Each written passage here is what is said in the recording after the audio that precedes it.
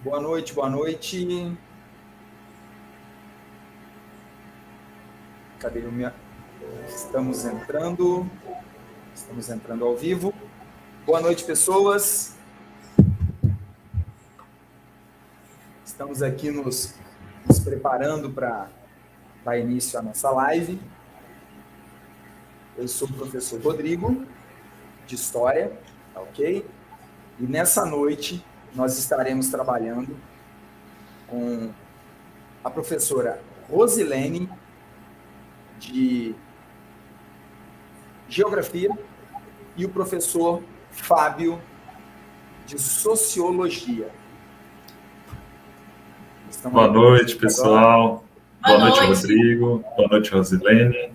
Boa noite, professor. Boa noite a todos.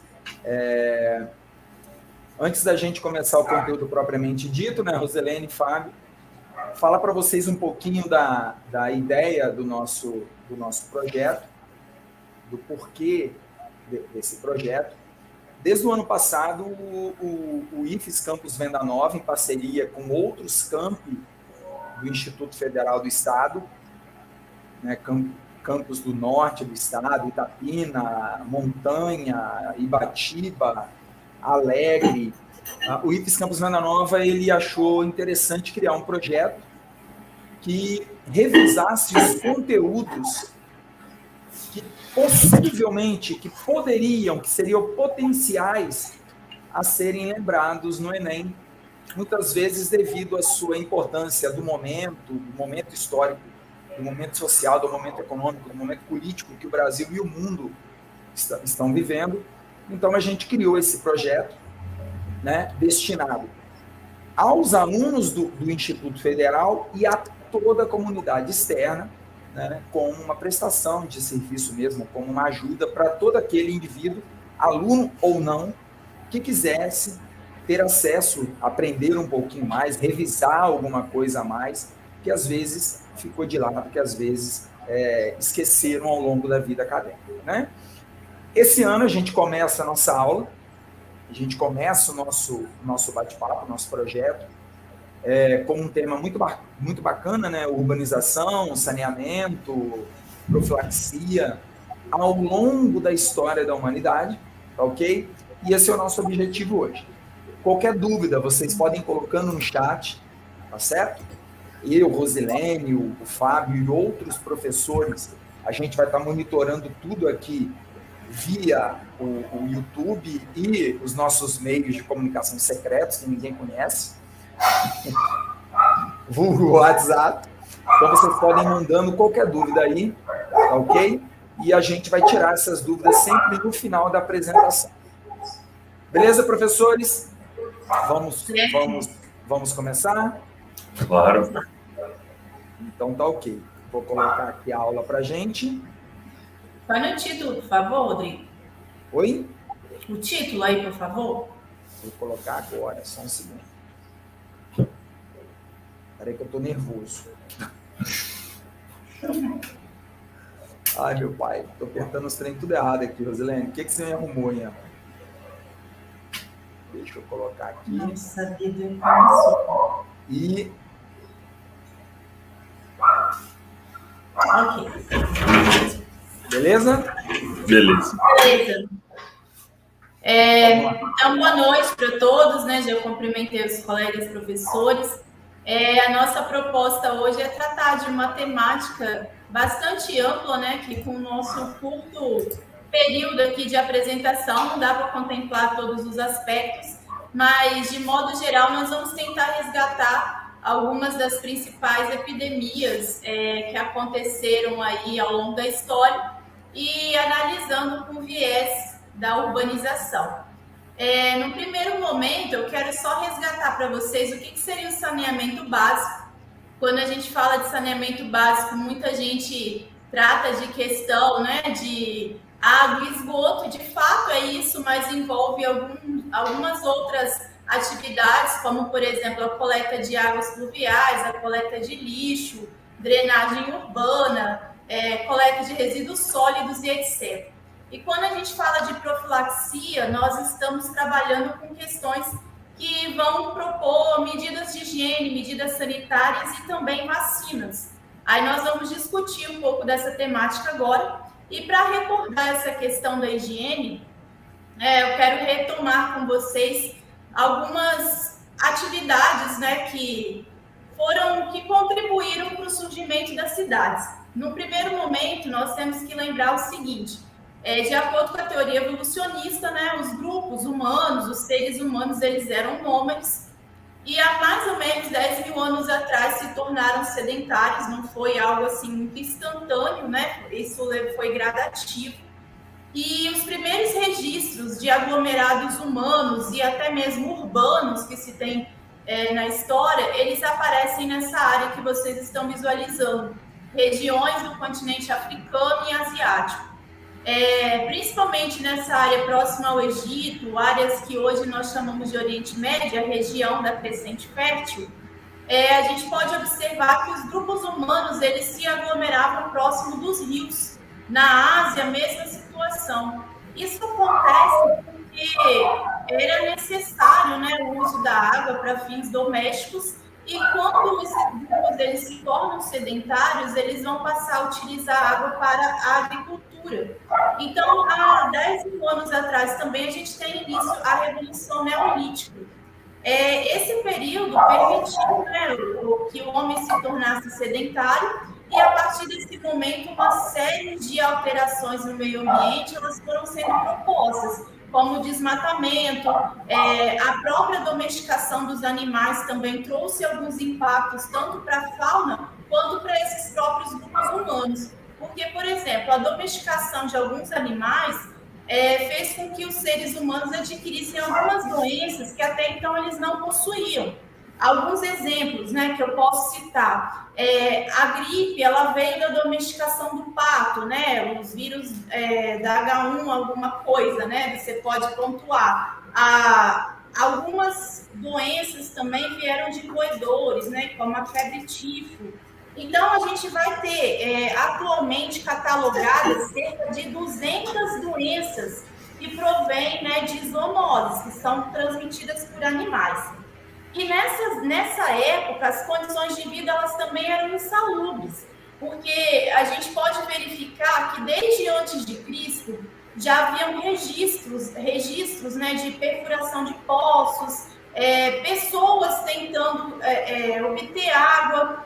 E nesse momento, né, dos aglomerados humanos, o surgimento das primeiras cidades, a mais antiga no Irã, né, a cidade de Ur, que se tem registro, a gente verifica que as ossadas, né, os fatos arqueológicos mostram que eram áreas insalubres e que a dieta dos seres humanos também ela vai se tornando bastante prejudicada, porque antes o homem ele caçava, pescava, coletava. Aí nesse momento ele passa então a ter uma dieta mais restrita, com cereais. E isso contribuiu ao mesmo tempo, né, para problemas de postura, né, entre outras coisas, mas também doenças que acometiam os seres humanos por falta de nutrientes. E acontece que, quando era época de fartura, a natalidade aumentava muito. E quando era época de seca, a gente vai ter uma redução no número de filhos. E as crianças também, né, viviam em áreas insalubres, o que aumentava a mortalidade. Aí, desse período até a Idade Média, a gente vai verificar, assim, condições em que nascia muita gente, mas morria muita gente também. Aí, na sequência, eu quero... Rosilene? Oi? Só para dialogar um pouquinho com você aí, no âmbito da sociologia, quando a gente utiliza o termo sedentarismo, é um pouco diferente do que é utilizado na atualidade, né? Nessa ideia, hoje a gente utiliza esse termo com a ideia da pessoa não fazer nada, não praticar exercício, só comer porcaria. Na verdade, o que a gente está falando, nesse período histórico que a professora Rosilene apresentou para a gente aí, diz respeito a um momento histórico onde os seres humanos agrupados e organizados criaram estratégias de sobrevivência onde duas mãos conseguiam produzir mais comida do que uma boca conseguia comer. Então, eles eram sociedades que começaram a produzir excedente. E, a partir do excedente, elas conseguiam criar organizações políticas, econômicas e ampliar, né? Ganhar mais amplitude e dimensão. Por isso que a gente vai ver as cidades... Tanto que esse excedente fez com que eles começassem a proteger, né, as próprias áreas, com muros, fazendo muralhas altas, né, para ficar ali, ora o que trocava, mas ora também por causa de secas, tinha que proteger aquilo que era produzido. Aí, se a gente for avançando na história, a gente tem alguns exemplos, assim, de sociedades que já se preocupavam um pouco com essa questão sanitária, com os dejetos, principalmente. E um modelo bacana é de Roma, né? Se a gente for analisar Oi? Não, antes da gente partir para Roma, antes de partir para Roma, eu queria que os nossos alunos, o público que está assistindo a aula, observassem dentro deste mapa, dentro do mapa a localização das civilizações mais antigas que se tem notícia. Todas elas sempre surgem às margens de grandes rios.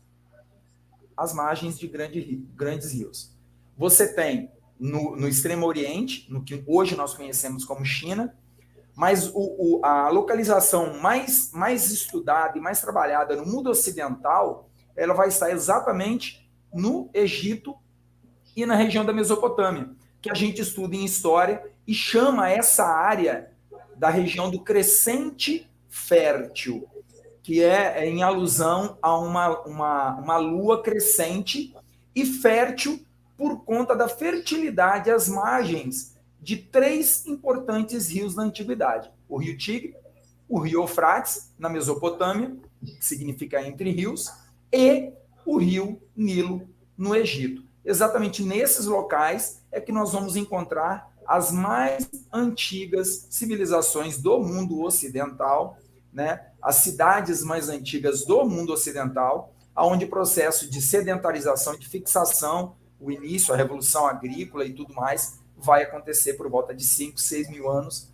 antes de Cristo. A história corre, a história vai se você analisar... Oi, Rose? Se você analisar... Estou falando assim, se você analisar as áreas, por exemplo, da China, da Índia, elas sempre começaram com a maior população, por isso que eles são os países mais populosos do mundo, porque eles tinham terra fértil e água para produzir, né? E água em abundância. Bom, mas estava falando... e aí a gente vai para Roma. Aí a gente chega... A gente pode falar da Grécia também, né? Então... Mas... Vai lá, com você, Rose. Dando um salto na história...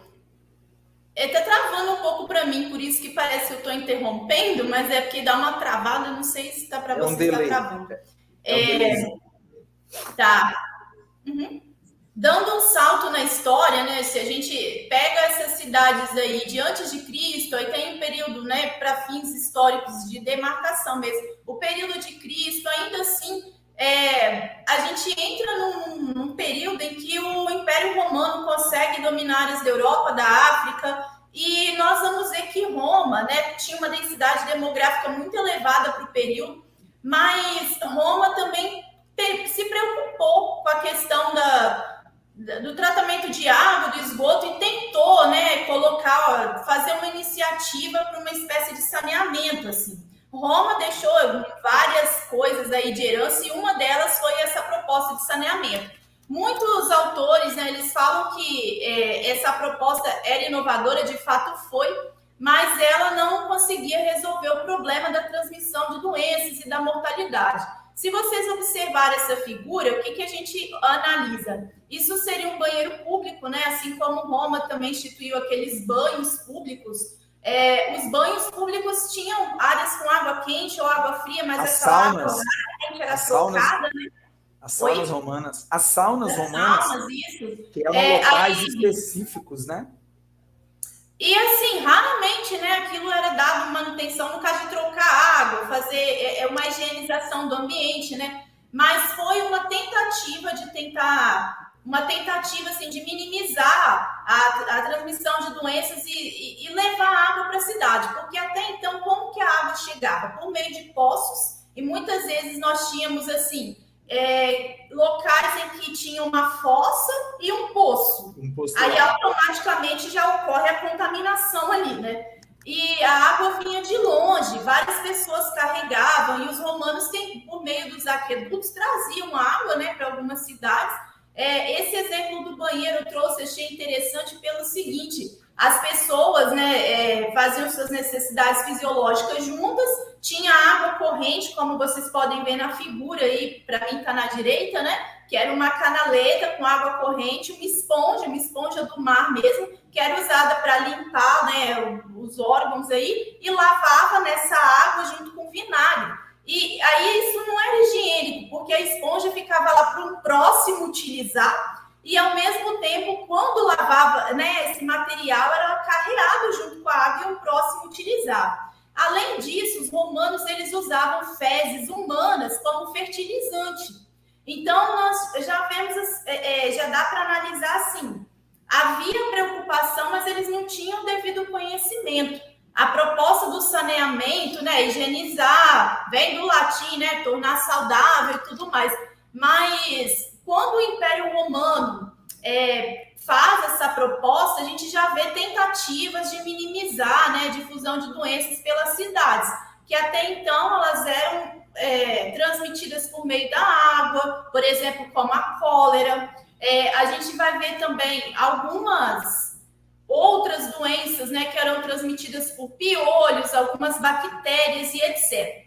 Pulgas e tudo mais.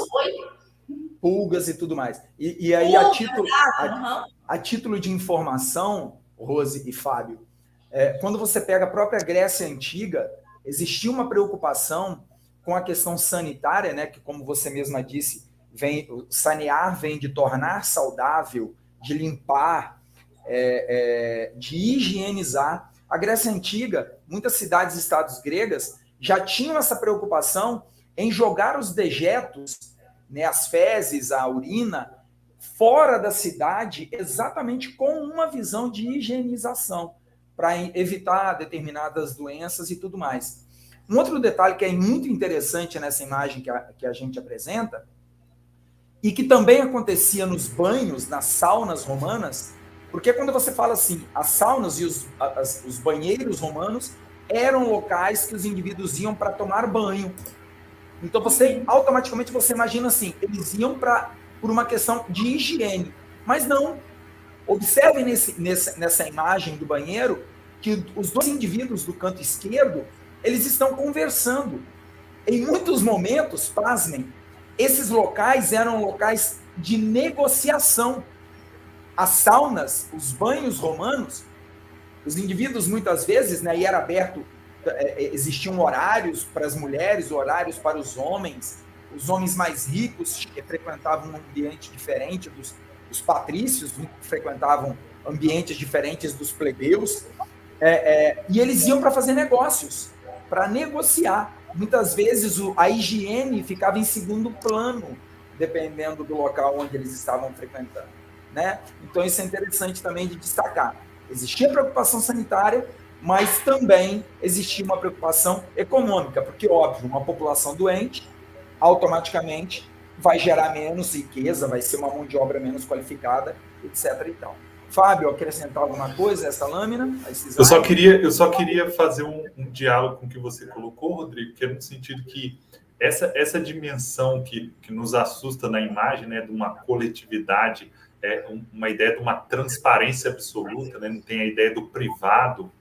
Aí, no caso, a gente nem poderia chamar esses locais onde eles estão defecando de privada, né?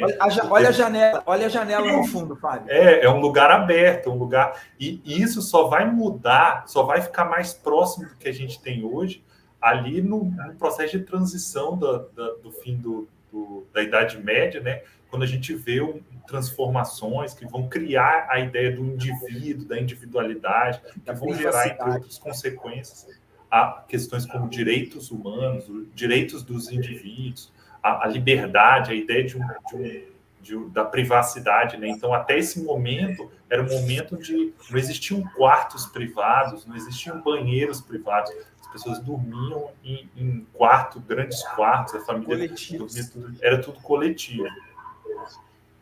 Mais na Revolução Industrial também, que a gente vai fazer um apontamento, que surgem parte dessas ideias também, né? Bom, e assim, quando o Império Romano cai, o Império Romano do Ocidente, né, que é 476 depois de Cristo, quando o Império Romano cai, parte do conhecimento... Posso fazer uma observação, Rose? Não é uma correção, é uma observação. O Império Romano Ocidental, ele não é que ele cai, ele desaparece, ele é transferido para o Oriente. O Império Romano Ocidental, por conta de invasões, por conta do colapso interno, ele vai entrar em uma crise, né? Em uma crise estrutural tão grande que ele não vai conseguir se manter no Ocidente, na Europa. Então, eles vão transferir para o Oriente. E aí nasce o Império Romano do Oriente, que vai ser chamado posteriormente de Império Bizantino. Então, você deixa de usar o termo Império Romano Oriental e passa a usar o termo Império Bizantino, porque a capital era a antiga Constantinopla, que passa a ser chamada de Bizâncio e que hoje nós conhecemos como Istambul. Tá? Certo. Então, essas transformações todas, né, que ocorrem dentro do Ocidente, do Império Romano do Ocidente, faz com que parte do conhecimento que eles sabiam sobre engenharia, adultos, arquitetura, fique restrita. Porque a Europa entra no período da Idade Média, se destaca o feudalismo, e aí você analisa que a configuração das cidades no período da Idade Média, elas eram em torno de um poder religioso, né? Tinha a figura do rei, tinha a igreja. Aí, cabe destacar, igual nessa imagem, né, eu estou puxando um pouco para a organização, para a estrutura, que também eram amontoados de casas, algumas com pavimentos distintos, né, ou torres, e aí, assim, o banheiro, nesse período, ele vai surgindo no finalzinho da Idade Média, que a gente considera meio que a corrente francesa aqui no Brasil, né, de baixa, alta e média Idade Média. Mas aí o que eu quero destacar? Que haviam pessoas, né, ocupando diferentes pavimentos e que o banheiro, que não era como a gente conhece hoje, era um orifício numa área de torre, as pessoas faziam a necessidade ali e alguém ia limpar. Muitas vezes também, quando não tinha uma pessoa para limpar, o servo que seja, né, o escravo, o material era jogado pela janela. Né? Então era jogado nas ruas, ou então eles levavam parte desse material para um monte, que muitas vezes até a Inglaterra chamava de monturos. A gente vai ter montes assim de cocô, literalmente falando, em áreas mais afastadas desses locais, né? Esses centros urbanos. Desses centros urbanos. E aí, assim, o comércio florescia, principalmente nas áreas litorâneas. O interior as atividades comerciais ficaram um pouco restritas, mas na área litorânea o comércio fluía a todo vapor. E essa, vamos falar assim, migração de povos, né, ao longo da história, ela existiu, e houve também difusão de doenças de povos vindos de outros locais. Por exemplo, no período mais ou menos aí, de 1348, a gente tem a peste negra, né, que alastrou aí o continente europeu. Daqui a pouco a gente dá um pouquinho de ênfase, mas eu quero destacar algumas doenças, né, que aparecem aí para vocês, que são doenças bacterianas. A grande parte delas hoje elas são conhecidas, né, tem aí a cura, procedimentos, né, para minimizar aí o avanço, e parte vinha por meio da água, alimentos contaminados. Aí quando a pessoa já estava contaminada, ela passava para um outro por meio, às vezes, dependendo, né, do caso da doença, pelas gotículas de saliva, pelo ar mesmo. E os principais transmissores também, muitas vezes eram piolhos, pulgas, e que estavam em um ambiente escuro, um ambiente úmido, um ambiente em que era contaminado e aí ele tinha um ambiente propício para se desenvolver. Então, nesse período da Idade Média também, a gente vai analisar o seguinte, que muitas vezes as pessoas, quando a ciência já não explicava mais, eles partiam para a religião, partiam para a superstição. E aí, né, a partir desse momento, novas explicações eram consideradas. No caso da peste negra, né, a gente tem que destacar o seguinte, a peste negra, ela dizimou boa parte da população europeia, e aí a gente tem uma série de informações, né, por exemplo, o termo que a gente tanto utilizou recentemente, a quarentena, né, parte daí porque a peste negra, ela foi, digamos assim, importada, ela veio com a pulguinha do rato nos navios, né, e daí então, Rose, falhou. Falhou o quê? Se espalhou. Se espalhou, então. Entendi que vai falhou. lá. Falar em peste negra, e dentro da história a gente aprende, a gente estuda que a peste negra ela faz parte de uma conjuntura muito maior que vai contribuir para a decadência e para o fim, para a transição da Idade Média para a Idade Moderna. A gente costuma dizer dentro da história que existe a chamada tríplice tragédia conjuntural que vai contribuir para o desaparecimento de uma estrutura, de um modo de produção feudal, né, do feudalismo em si, para o modo de produção capitalista. Essa tríplice tragédia conjuntural seriam as guerras, a peste e a fome. E quando a gente fala na guerra, a gente lembra sempre a principal, a Guerra dos 100 Anos, mas ela não era a única. E inúmeras outras guerras e conflitos bélicos acontecem na Europa na transição do século XIII, XIV por XV, né? Causando mortes, deixando corpos expostos ao ar livre, espalhando e disseminando doenças. A peste, a principal dela, obviamente, vai ser a peste negra. Para muitos historiadores, a peste negra ela foi a grande responsável por um dos maiores declives populacionais da história da humanidade. Eles atribuem à peste negra a mortalidade de cerca de 1/3 da população europeia, que por volta do século XIV era de aproximadamente 75 milhões de pessoas. 75 milhões de habitantes. Então você pega esses 75 milhões de habitantes, esse número ele pode variar, vamos arredondar ali, e imaginemos que 25 milhões de indivíduos morrem vítimas da peste negra. Uma peste que a origem dela, acredita-se, vem do Extremo Oriente, principalmente das regiões da China, né, das Índias, que a gente costuma estudar, teriam vindo e já eram conhecidas no Oriente Médio também, né, e teriam chegado aos portos europeus através de indivíduos infectados, através de ratos, né? E ela, num primeiro momento, era transmitida pela pulga do rato. O bacilo, né, da peste bubônica, ela era transmitida, num primeiro momento, pela pulga do rato. Ratos esses que viviam, eles eram comuns na vida doméstica, na vida social dos indivíduos dentro das cidades. Se você pegar qualquer filme aí de época, era uma coisa extremamente normal você ver ratos caminhando e andando entre as pessoas. As pessoas, então, começam a ser contaminadas pela pulga do rato, né? E, na sua fase mais aguda, ela passa a ser transmitida pelo ar, através do espirro, através da tosse, através da secreção. Tá ok? E em um momento de maior radicalidade dessa doença, um indivíduo ele podia ser contaminado e ir a óbito entre 24 e 48 horas.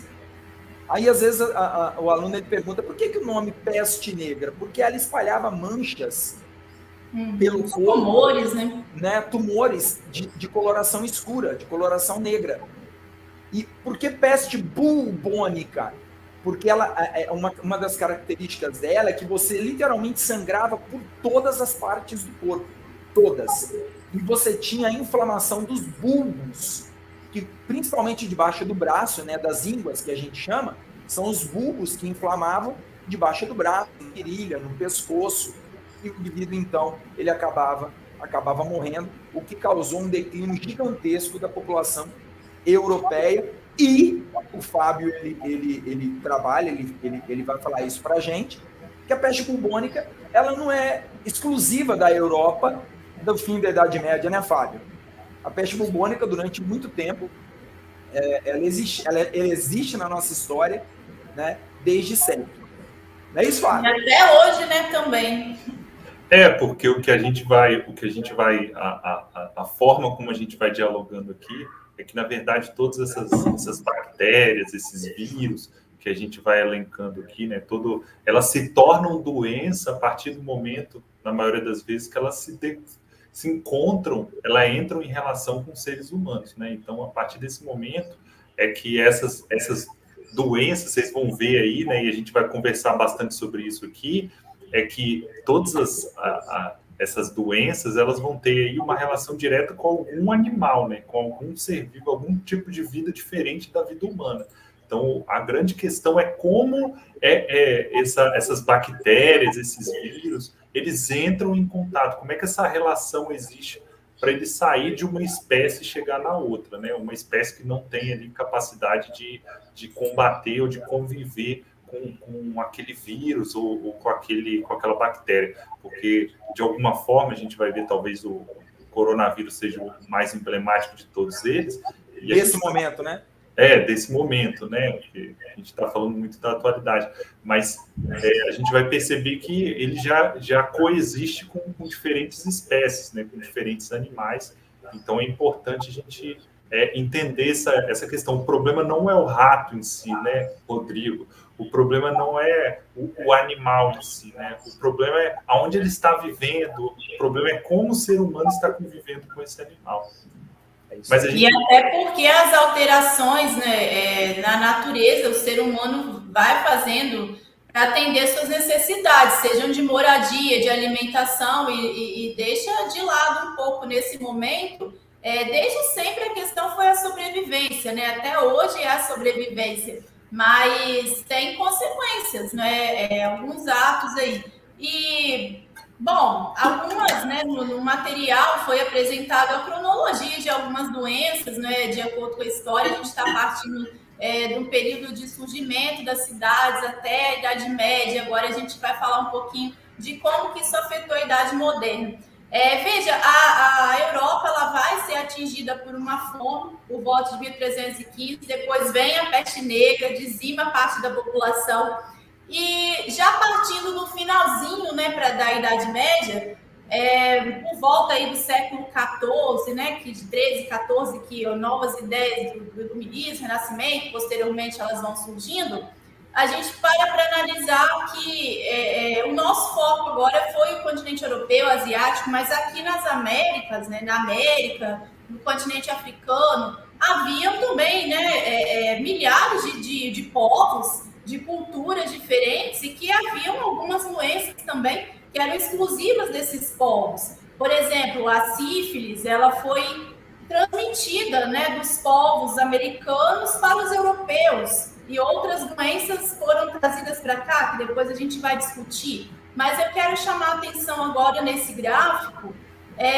para a população mesmo, porque o que a gente pode observar? A população, ela demorou centenas, né, assim, de anos para poder atingir o primeiro bilhão. Vai para o próximo aí, Rodrigo, por gentileza, que está mais elucidado.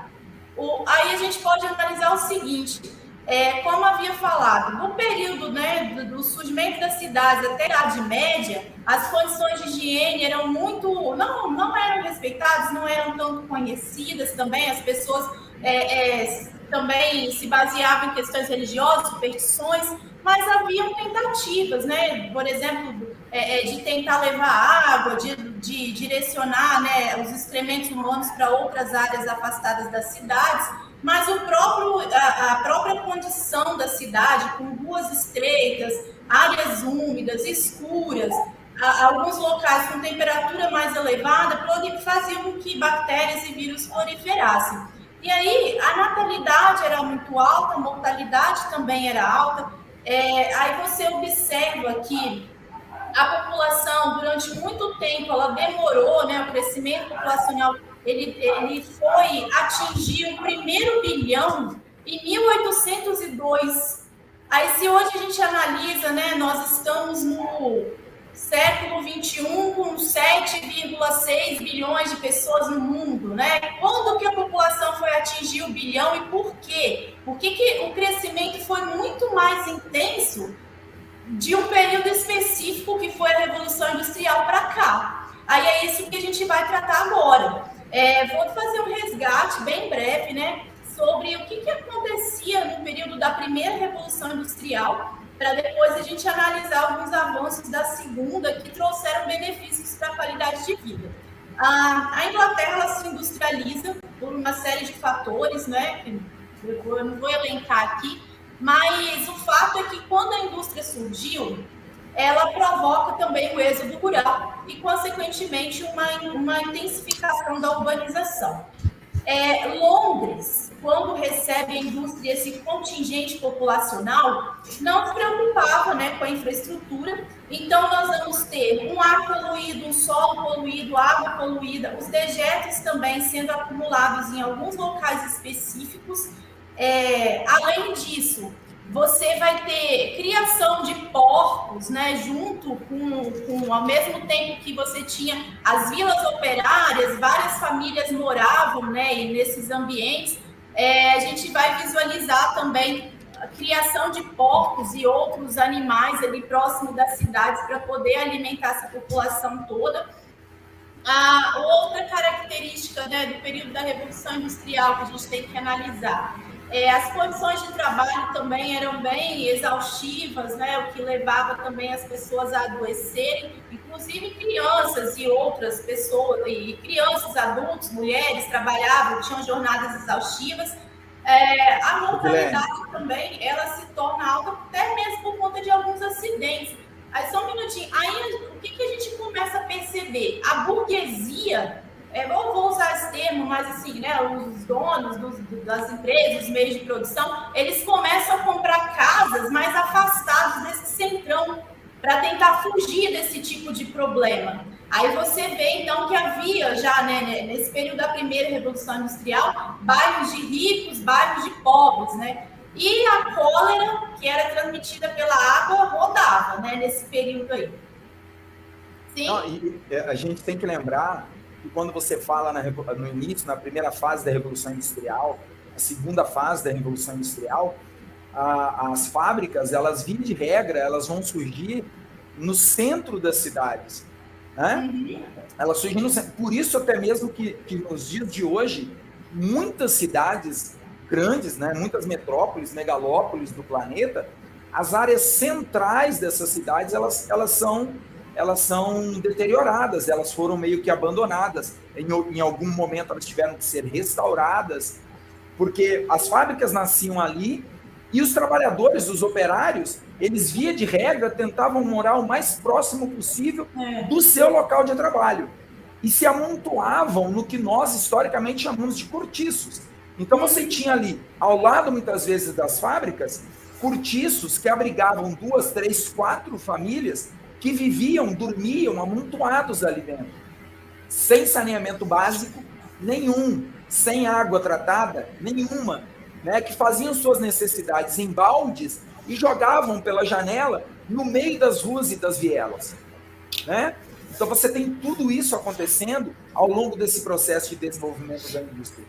E então, os donos, os proprietários vão fazer exatamente isso que você disse. Eles buscam sair de perto dessa pobreza, dessa miséria, por uma questão social, porque eu não quero me misturar com aquela gente, e também por uma questão sanitária. Eu quero ir para um local onde eu tenha uma vida mais saudável, uma condição de vida mais salutar, menos pútrida, né? Menos eu só quero destacar uma questão, que quando a indústria surge, começa na Inglaterra, né, em Londres, depois se espalha para outros países europeus, Estados Unidos, Japão, Canadá, mais tarde, né? Mas pela América, ninguém se preocupava nesse primeiro momento com a questão sanitária. A questão era visar a produção, visar o lucro, né? Não estava muito afim do meio ambiente, mas a gente vê uma mudança quando vai para a segunda fase, que depois eu vou destacar. Mas o Tamisa, por exemplo, ele não tinha tesão da vida, né? Ele era totalmente podre, ele era imundo. E a gente analisa também que a preocupação com a higiene, ela vai começar na segunda, a preocupação, assim, no caso, dentro da cidade mesmo, ela começa a partir da segunda revolução, mas tanto a primeira quanto a segunda, elas trouxeram consequências severas, né, para o ambiente, mas uma doença que eu queria destacar, que até hoje acontece, que é proveniente das atividades de mineração, é a silicose, né, que é o endurecimento dos pulmões, por conta de respirar mesmo, né? Partículas aí daquele material que está sendo extraído. Aí ela começa, né, na revolução e vem de lá para cá. Vamos lá, gente. E aí o Fábio vai trabalhar aí com a gente, falando sobre essas questões, né, Fábio? E aí eu acho muito interessante porque esse é um tema particularmente que a sociologia se relaciona diretamente, porque é o berço dessa ciência, né? Essa ciência surge nessa estrutura, nesse complexo aí das revoluções burguesas, né? Nessa revolução industrial, que vai se dividindo aí por questões tecnológicas, processo de desenvolvimento, mas que dentro da sociologia ela é muito compreendida com esse processo de entendimento, onde as dimensões da natureza elas são, de alguma forma, superadas pela dinâmica social, né? Não se produz mais pela necessidade de consumo, se produz agora pela necessidade de comercialização, se produz agora pela reprodução do capital, né? Por isso que se chama capitalismo, é esse momento onde as bases que a gente tem hoje para o capitalismo se tornam tão sólidas. E esse gráfico que eu trouxe para vocês é um gráfico que vai trazer necessariamente um pouco uma demonstração disso, né? É nesse momento histórico a gente pode perceber aí que o gráfico vai demonstrar que a partir dos anos 1800, né, 1900 e os anos 2000 isso dispara, é o momento necessariamente onde o ser humano começa a fazer intervenções mais bruscas pelo processo produtivo. Então, é um momento onde a sociabilidade capitalista, coordenada aí os proprietários dos meios de produção, eles vão coordenar o processo produtivo aí para satisfação do lucro. E aí a natureza, o meio ambiente vai ser visto como matéria-prima, né? Então, por isso que a gente vai relacionar algumas informações, como hoje a Europa ela tem uma baixa cobertura florestal original, né?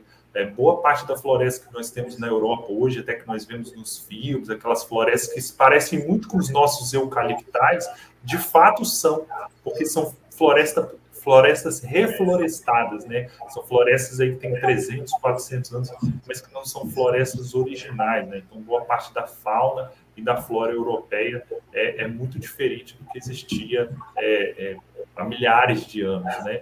Então, é muito interessante a gente perceber que essa revolução industrial, ela trouxe, em um período moderno, né, trouxe essa mentalidade, né? Essa mentalidade antropocentrista, né? O ser humano no centro de tudo. Então, todas as outras formas de vida, animais, plantas, vão girar em torno da visão social construída por essa nova forma de viver que nós entendemos hoje como modo de produção capitalista.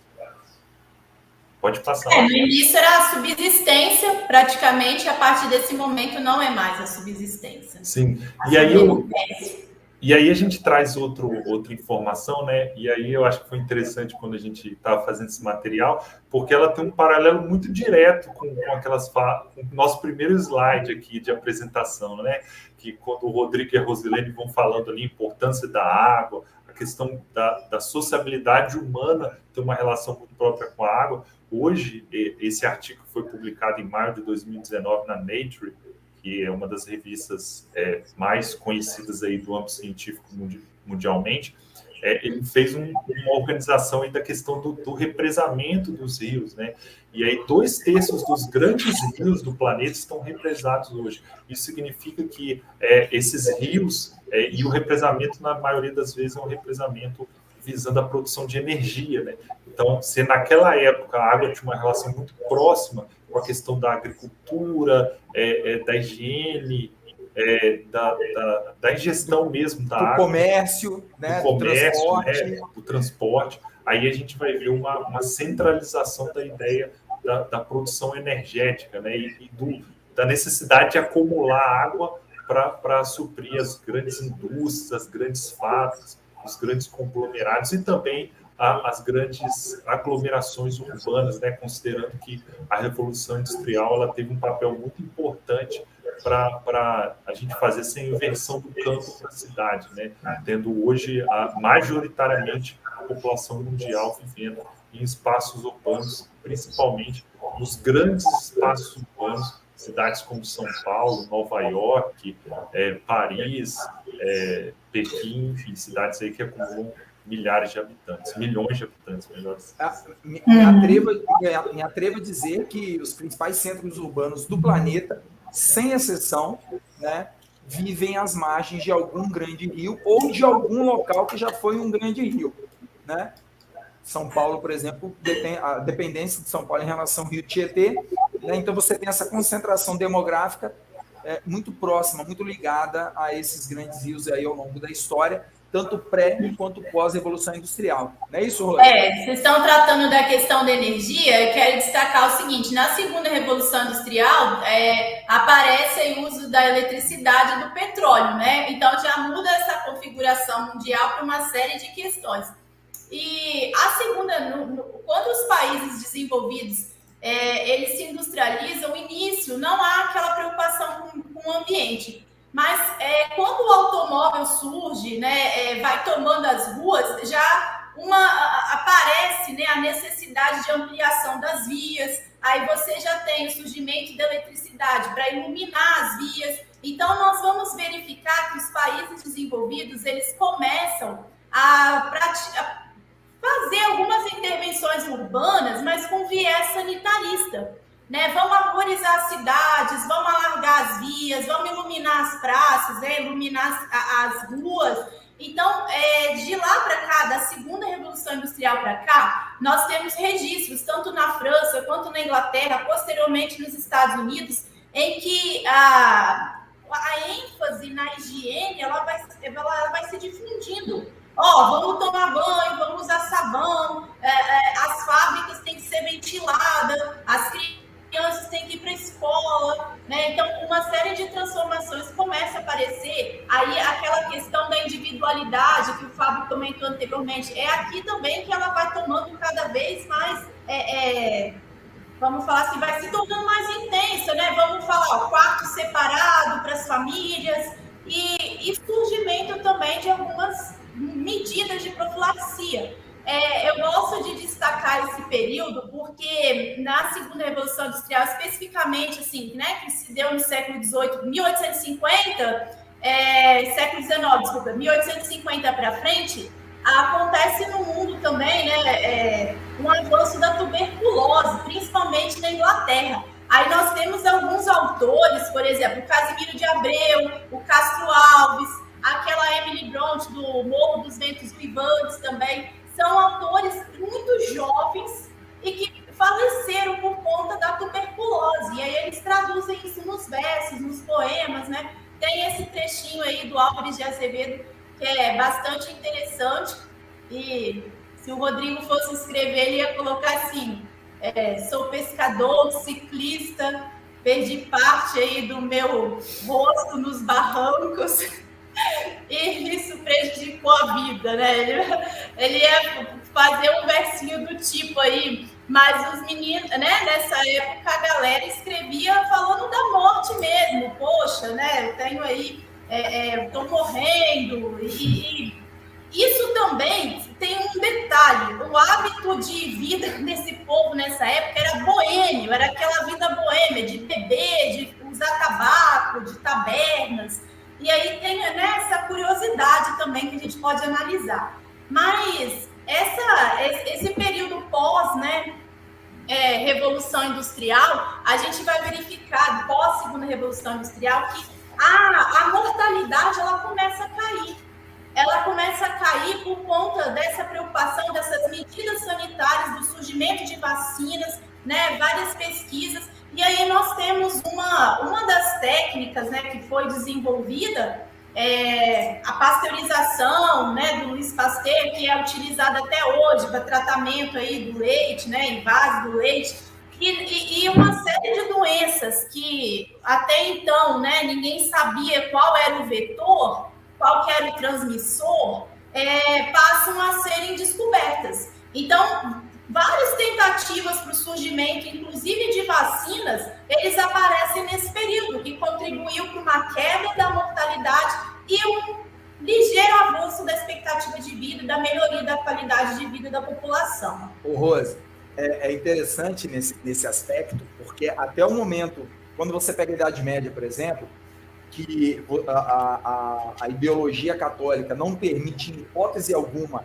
o estudo da anatomia humana, você não pode estudar o corpo humano. Morreu por vontade de Deus. Morreu porque Deus quis.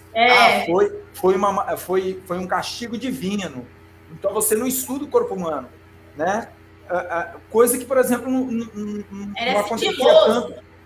Coisa que, por exemplo, não acontecia tanto no Oriente, de predominância do islamismo. As principais técnicas de medicina da Idade Média, muitas vezes existiam no Oriente. Eles já realizavam, por exemplo, cirurgias de catarata. Tem um filme maravilhoso que trabalha com isso, O Físico. Eu recomendo demais para quem gosta de assistir um filme e aprender um pouco. O Físico mostra como a Europa do medievo ela era atrasada em relação às ciências quando comparada ao mundo oriental, né, do islamismo, do judaísmo. A peste negra, por exemplo. A peste negra, como eles não conheciam num primeiro momento medidas de profilaxia, vacinas e o que causava a peste negra, eles atribuíam inicialmente a questões sobrenaturais. Bruxas, a culpa dos judeus, culpa dos ciganos, é uma maldição das bruxas, né? Então, isso também, essa cegueira, essa visão teocêntrica que não permitia o estudo científico, acabava muitas vezes levando à perseguição de povos diferentes, de culturas diferentes, né? Então, a Europa pegou muita coisa dos árabes, né? Não, ela vai absorvendo depois com a queda do mundo medieval. A própria questão da varíola, né? Como é que é, Fábio? Você que fez a pesquisa bacana, conta aí pra gente. Só nesse momento, o que acontece? O conhecimento também ele era restrito a algum grupo. Tipo, igual na Idade Média, era a igreja que detinha o conhecimento. A igreja que tem o poder ideológico, é ela que controla o mundo do saber, e ela compartilha o mundo que ela acha que é o ideal, que é o do conhecimento, ela compartilha com uma nobreza abastada, né, que impõe os seus desejos, que impõe a sua ideologia ao restante da população. Né? É nesse sentido que a gente pode entender que as diferentes formas de conhecimento, né, seja o conhecimento religioso, seja o conhecimento científico, eles marcam os períodos históricos de maneiras diferentes, né? E também locais diferentes. Se a gente olha, por exemplo, o exemplo da variolização, que foi uma das técnicas que gerou aí o que a gente vai chamar hoje de vacina, né? A estratégia biológica que foi utilizada para o desenvolvimento das vacinas e até hoje é utilizado, a gente vai perceber uma diferenciação no processo de incorporação dos conhecimentos tradicionais, né? Enquanto a gente tem no Brasil uma figuração muito grande, um misticismo muito grande em cima dos conhecimentos tradicionais dos nossos povos originários, né? Então vai colocar assim, o conhecimento médico, o conhecimento é muito místico, é muito mítico. E aí, enquanto isso, os povos asiáticos, né, que em geral têm um respeito maior pelos seus povos originários, pelos seus ancestrais, eles conseguem divulgar, eles ainda se utilizam muito das suas técnicas milenares de medicina e de outros quesitos, né? Tanto que nós incorporamos aqui técnicas, né, como acupuntura, como diversas técnicas incorporadas aí por outros conhecimentos. E a variolização é uma dessas estratégias que não só foi incorporada no território asiático, mas ela se dissipou por toda a Europa, principalmente como uma estratégia ainda inicial de enfrentamento à questão da varíola, né? Então, a estratégia era basicamente a estratégia de pegar o vírus, pegar uma pessoa que estivesse infectada, né? Pegava aquele vírus e aquele vírus era transposto para outra pessoa como uma estratégia aí de enfrentamento para desenvolver anticorpos para que essa pessoa pudesse vencer e lutar contra esse vírus. E aí, se a gente faz um paralelo aí, até com esse debate que o José Ângelo traz da questão da ciência, né, do conhecimento científico, é importante porque a religião, a Igreja Católica, não consegue desenvolver os seus conhecimentos sem o conhecimento científico, né? Então, assim, só que a grande questão é o conhecimento que domina um determinado período histórico, ele vai ser necessariamente um conhecimento que vai precisar dizer o que pode e o que não pode. Então, por exemplo, o conhecimento dos alquimistas, que foi um conhecimento, digamos assim, inicial, porque a gente vai chamar os de química, de bioquímica, de genética, foi muitas vezes achado como conhecimento místico, conhecimento de bruxas, era atribuído às mulheres, era inferiorizado. Então, assim como a ciência hoje, muitas vezes entra em conflito com o conhecimento religioso, entra em conflito com o conhecimento artístico.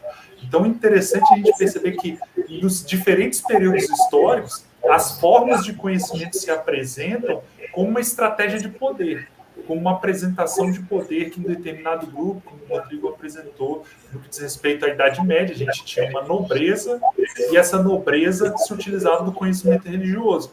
Quando a burguesia transpõe os muros dos burgos, das cidades feudais, leva consigo também a necessidade de uma nova forma de pensar o mundo.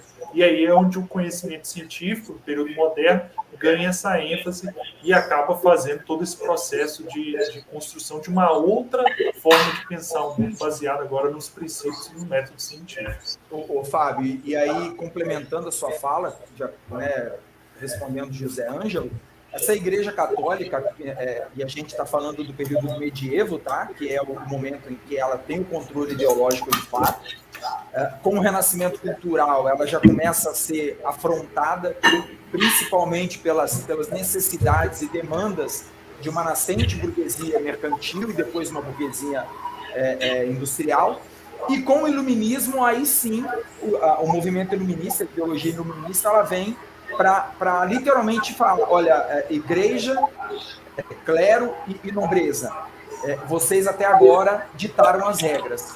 E agora nós, a burguesia, o capital, o capitalismo, que sustentamos economicamente vocês até agora, é que queremos assumir esse papel. Nós temos o poder econômico e agora queremos ter também o poder político, também o poder ideológico, e vamos criar uma ideologia que nos atenda. Tá? Então, quando você pega, por exemplo, no medievo, a religião, a Igreja Católica, a gente está falando especificamente de um mundo europeu, essa Igreja Católica, ela em momento algum, ela permite que a razão fique acima da fé.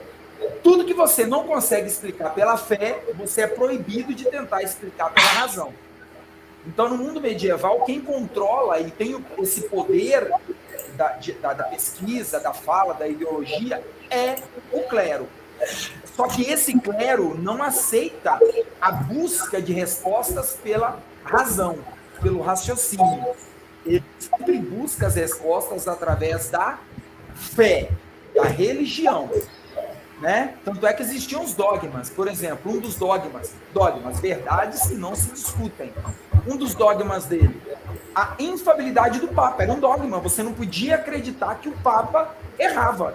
O Papa era um homem santo e pronto. O que os papas diziam era a verdade absoluta, não se questionava isso. Porque senão você podia ser considerado um herege, você podia acabar na fogueira. Não se questionava que a Terra era plana. Quando se começa a se questionar que a Terra não é plana, a Terra é redonda, quantos morrem na fogueira até que a Igreja aceite isso como uma verdade?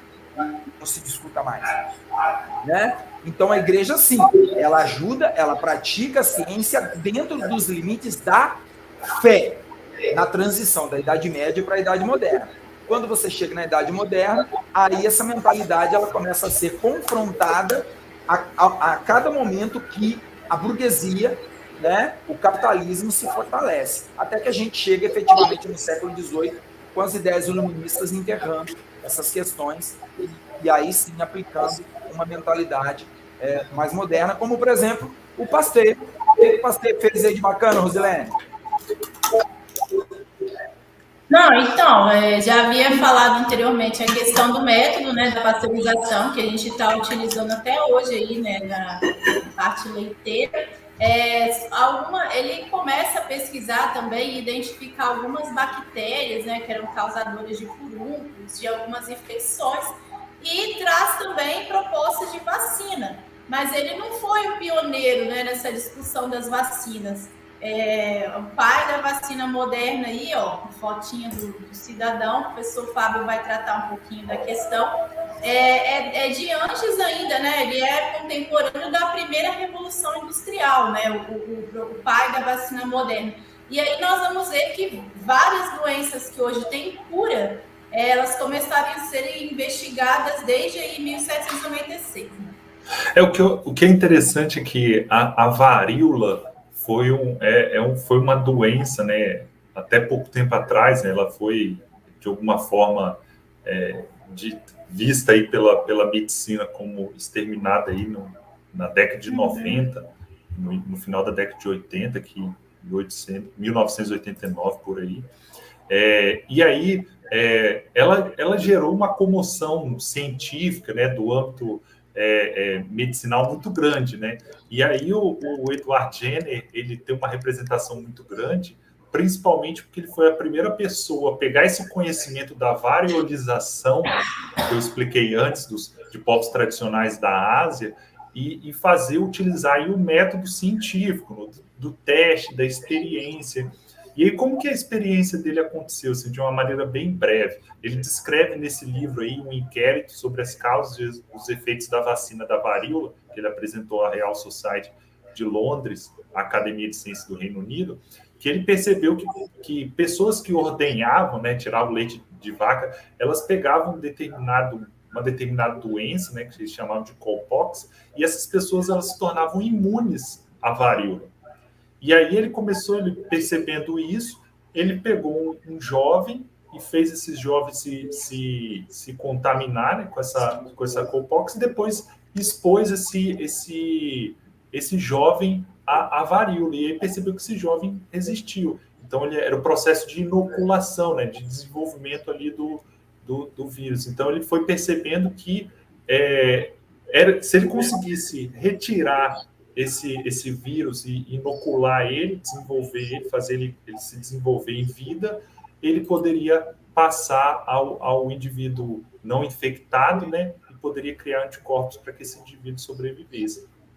E aí, nesse sentido da questão da vacina, né, da varíola, é muito interessante, porque a varíola foi uma doença que, de fato, assim, foi uma doença que foi onipresente no período moderno, né? Acho que ela data aí de muitos... É uma doença que perdurou por séculos. E aí ela criou impactos não só na medicina, né, na ciência, como eu trouxe aí com o Jenner, criador da vacina, mas também trouxe impactos à religiosidade, né? E aí na imagem eu trago para vocês a imagem de uma deusa hindu, a Shitala Mata, que era conhecida pelos hindus como a deusa da varíola, né? Então, os hindus, lá no ano de 1452, quando essa deusa morreu, né, eles acreditavam que ela tinha poderes sobrenaturais, né, ela tinha forças sobrenaturais. E aí, por exemplo, para os africanos, a Chapanã, ou Sapona, que também era uma doença, tinha uma relação aí com o Baluayê, no próprio Brasil, né, a questão da varíola se relacionou muito com a questão de São Lázaro. Então, só que tem um fato interessante no que diz respeito a Shitala Mata, né, que que o Jonathan Jackson Sacramento apresenta nessa dissertação dele, que quando se criou a vacina para a varíola, né, começou o processo de enfrentamento para ir vacinar as pessoas. Só que para os hindus, a varíola vinha de uma deusa, né? Então, quem tinha a varíola e conseguia sobreviver à varíola, o período de infecção, era sinal de que tinha alcançado a redenção pela Chitala Mata.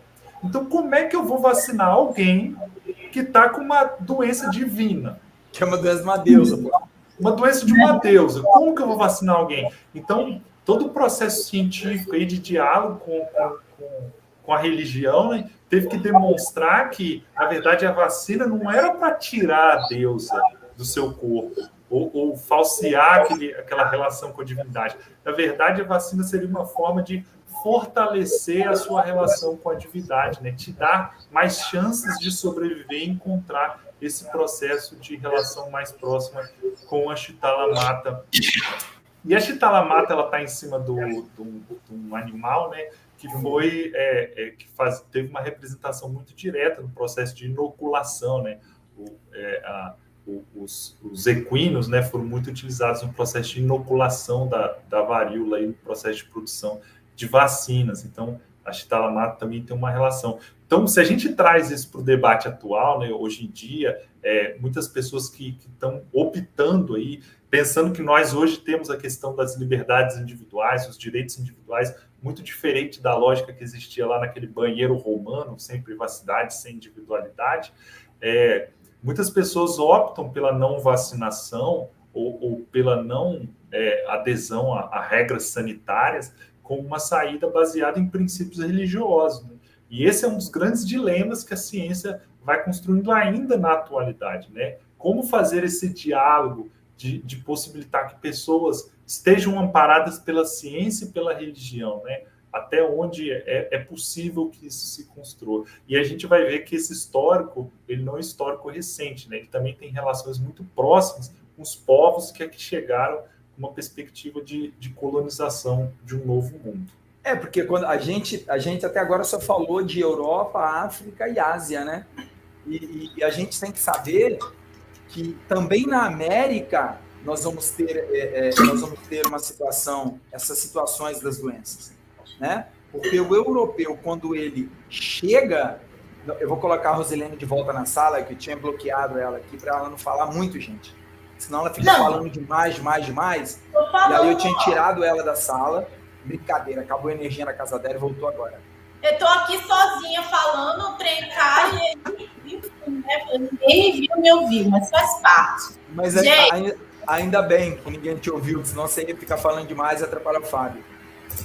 Nós já estamos na América, Rosilene. Oi? Nós estamos na América agora, né? Aí a gente estava falando. Não sei o que você falou aí, mas só queria falar uma situação. Quando os europeus eles vêm para o continente americano, né? Os grupos que aqui viviam, os povos que aqui viviam, achavam que eles eram a morte, branco, fedido, e daí alguns dias um monte de gente morria por quê? Uma das doenças era a varíola, né? Que o Fábio estava comentando aí. A varíola se espalhava em questão de semanas, né? Vários grupos eram dizimados. E a gente vê uma questão da importação, né? Os europeus, eles trazem a varíola, traz a peste também junto com eles, traz a lepra, que é a hanseníase, né? Que hoje tem cura, a malária, a gripe, né? Zilene, Oi? Zilene. E aí, te interrompendo, você traz a fala de que achavam que esse europeu é a morte. Para alguns grupos, quando você pega, por exemplo, os astecas, a chegada dos europeus em território asteca, para a população asteca, foi exatamente o oposto. Eles acreditavam que os europeus eram uma divindade, né? Quetzalcoatl e tudo mais, o retorno da serpente emplumada, etc e tal. Só que esses europeus, eu costumo dizer que eles trazem com eles uma verdadeira arma biológica, que o Fábio, inclusive, citou ali. Uma simples gripe. Gente, o que é o Covid? O H1N1. É uma gripe. É uma gripe que mata. Que o nosso corpo, em muitos momentos, não tem a defesa imunológica necessária para impedir que ela nos leve ao óbito. E os grupos aqui nativos não tinham, né? E você tem que entender que, e aí isso é fato, que os povos nativos da América, eles não tinham essas doenças no continente americano. Elas não existiam aqui.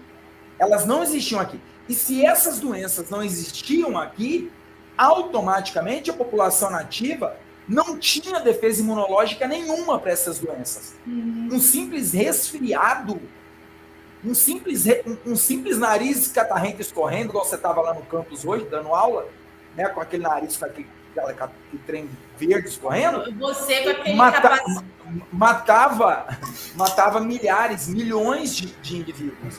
Porque o corpo humano não tinha defesa imunológica para esse tipo de doença. Né? Ô, Rodrigo? Oi? E tem uma questão interessante aí para a gente falar, que é a seguinte. Pode surgir uma pergunta na mente pelo menos surgia na minha cabeça quando eu estudava esse processo aí de colonização, da chegada dos europeus à América, que era o seguinte: a África estava ali pertinho deles, coladinho. Por que esse povo já não colonizou, já não estava lá passeando pela África, só usava a África para fazer o processo de captura de população, para usar a mão de obra, mas eles só foram fazer esse processo de colonização, de expropriação de bens lá no final do século XIX, lá quando eles fizeram lá a Conferência de Berlim, o neocolonialismo. Por quê? Por que eles não estavam lá? Justamente porque os povos africanos eram povos muito mais antigos, eram povos que tinham convivência com determinadas animais, com determinadas plantas, eram povos que tinham uma capacidade biológica muito mais desenvolvida. Então, os brancos, quando tiveram esse contato lá, esse primeiro contato, eles morreram. Então, quando eles chegaram aqui, um dos fatores que possibilitou que eles tivessem esse domínio bélico, um deles, foi que eles conseguiram sobreviver quando eles entraram em contato com as pessoas. Lá, eles não sobreviviam. Então, essa ideia da superioridade branca, que muitas vezes é colocada, né, dos europeus sobre os indígenas, porque eles matavam com um simples espirro, na África era o inverso. Eles morriam com um simples espirro que vinha de algum... É legal a sua fala, porque até hoje eu comentei em uma turma... Aí você analisa por que a domesticação acontece no Oriente Médio. Porque tinha alguns bichos mais fáceis de domesticar: cabra, boi, ovelha, cavalo. Aí na África, os animais selvagens, eles foram crescendo junto com os grupos humanos. Então, eles sabiam se defender. Você vai domesticar o leão, o elefante, né? Não teve essa possibilidade. Aí o interessante é que você vê uma resistência tanto do organismo, porque houve essa evolução em conjunto, né? E já nas Américas, em outras áreas da Oceania, muitos animais, né, fauna, flora, foram extintas também por causa de atividades humanas, desde os grupos primitivos, né, antes da pré-colonização e posteriormente. Aí falando dessa chegada, né, dos colonizadores, quando a gente analisa essa questão, eu quero destacar os povos indígenas do continente americano, principalmente, né, da América do Sul. Eles tinham o hábito de tomar banho, né? Se a gente para pensar, eles já tinham técnicas também de enterrar casca, enterrar os excrementos humanos, e aí isso contribuía também para uma certa qualidade de vida deles. Quando a gente para analisar desde a colonização, né, o que foi acontecendo no Brasil com a água, com o esgoto, se a gente parar para pensar, as primeiras propostas de saneamento básico no país, elas têm origem aí por volta de 1560, né, quando alguns poços começaram a serem perfurados. E aí a proposta era que aparecessem, né, alguns poços para fornecer água mesmo, né, para as áreas, para as cidades, para as vilas que estavam surgindo, e nós tivemos também construção de alguns chafariz, drenagem de alguns terrenos, isso com o avanço da colonização. Mas um destaque que aparece na foto é o aqueduto aí, né, da Lapa, hoje a gente chama de Arcos da Lapa, eles foram construídos no século XVIII para levar água aí para a população na área do Rio de Janeiro. E por volta, assim, de 1890, né, a gente já está no período de república, o Estado ele vai tentar promover alguns avanços aí ligados à questão de controle de epidemias, porque com a imigração europeia, né, a gente vai ter o fim da escravidão em 88, e aí a chegada de vários grupos de imigrantes europeus, eles vinham trazendo algumas doenças, trazendo doenças que depois eram ligadas a epidemias, né, mundiais. Depois a gente vai falar um pouquinho da gripe espanhola, mas já no século XX. Mas o que acontece no Brasil? A gente vai ter propostas de intervenção, como, por exemplo, inspecionar os portos. Nós vamos ter várias campanhas de vacinação, inclusive uma delas puxada pelo Oswaldo Cruz, e o Oswaldo Cruz tinha uma parceria legal, que era da literatura, que era o Monteiro Lobato. Algumas doenças que foram trazidas para cá pelos colonizadores, como a gente destaca assim, algumas do meio rural, né? Nesse período da malária, esquistossomose, doença de Chagas, é muito comum na área da agricultura. E aí o Oswaldo Cruz e a equipe, na época, queriam chamar a atenção da elite, né, brasileira para essas mazelas do campo.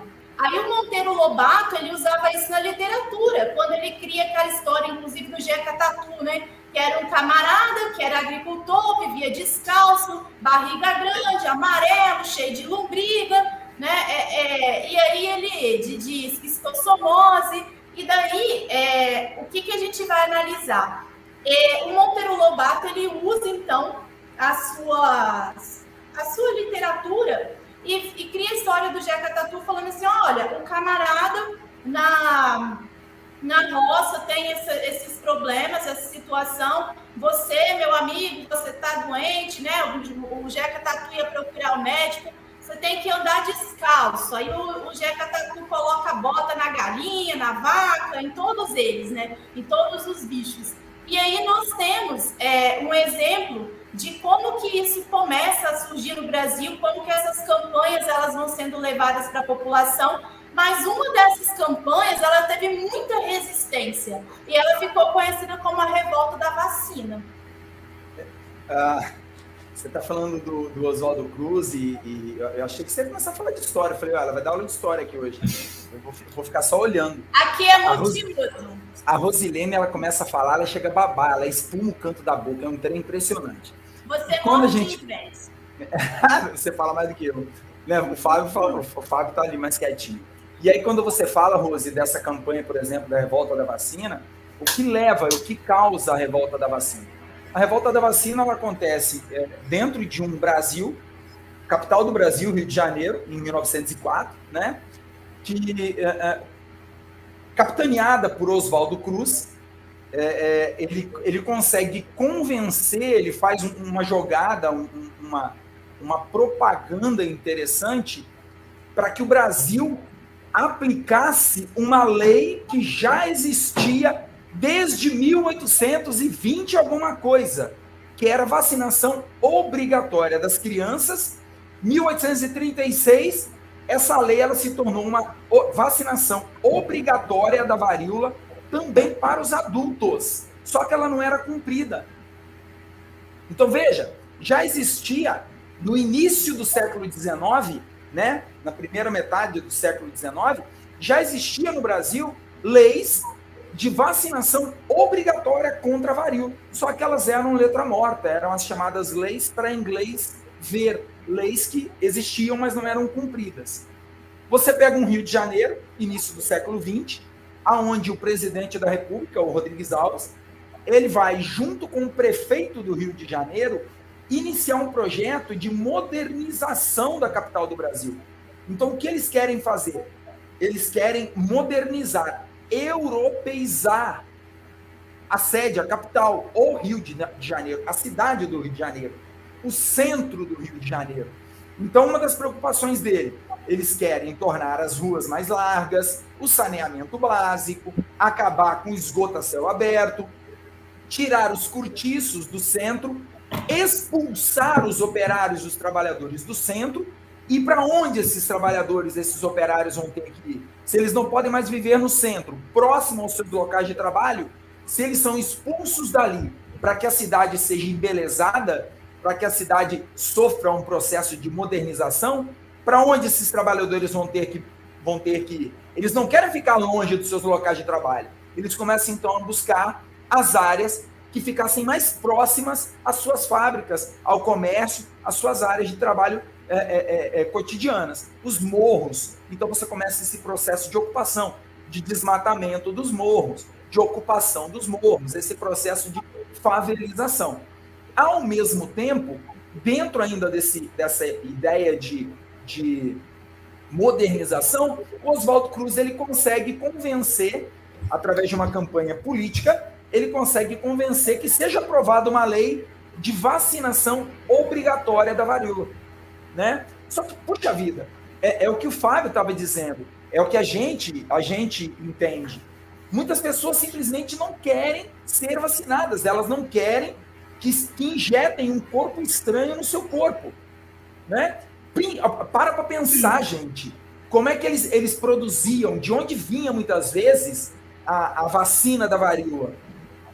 De pústulas, de pus, de vacas, de animais que tinham a doença.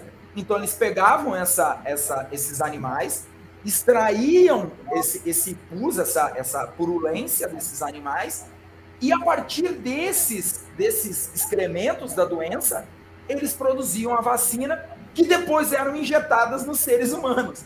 Então, mais um motivo para eu não querer sofrer uma vacinação, né?